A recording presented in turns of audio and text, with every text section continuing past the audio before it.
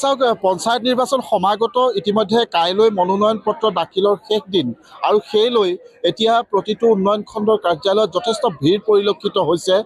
যিহেতু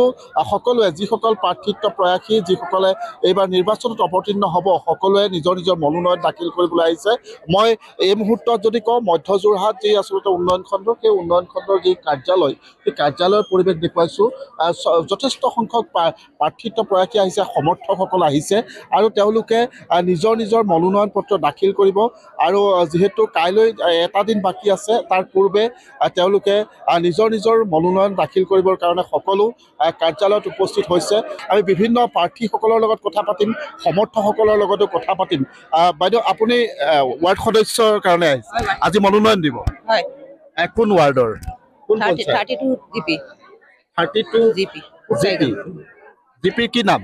32 কুপচাইগাঁও কুপচাৰিগাঁও কি নাম আপোনাৰ ৰশ্মিকা বৰদলৈ আৰু কোন দলৰ পৰা দল বুলি নহয় নিদলীয় আৰু নিদলীয় কিমান আশাবাদী আশা কৰিছো আৰু কি হয় ভগৱান ৰাইজে কি কৰে আশা কৰিছে কৰিছো হয়নে আপুনি আপুনি ক'ৰ পৰা আহিছে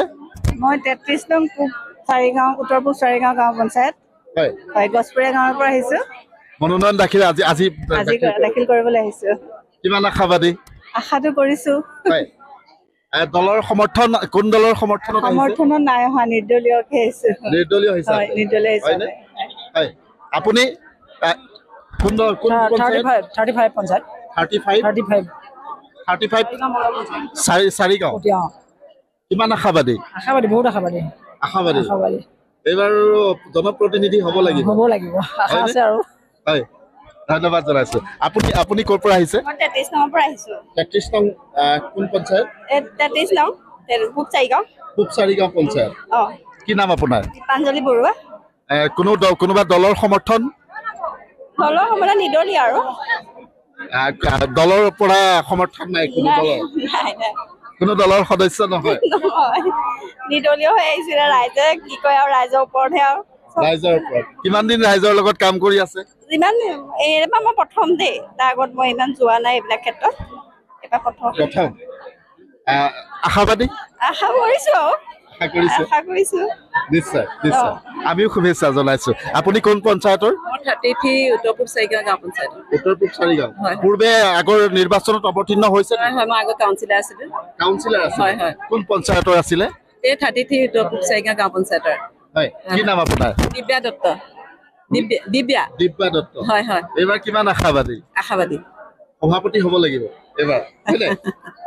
সভাপতি হ'বগৈ লাগিব আশাবাদী ৰাজনীতি আগতে আছিলে না নাই প্ৰথম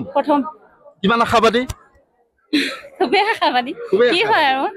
নিশ্চয় নিশ্চয় ধন্যবাদ জনাইছো এনেধৰণে সকলোৱে বিভিন্নজনৰ বিভিন্ন মত আৰু সকলোৱে এই আচলতে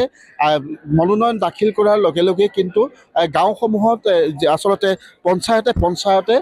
সকলোৰে মাজত কিন্তু যি আচলতে নিৰ্বাচন কেন্দ্ৰিক তৎপৰতা সেই তৎপৰতা বাঢ়ি গৈছে আৰু সকলোৱে এটাই আশা কৰিছে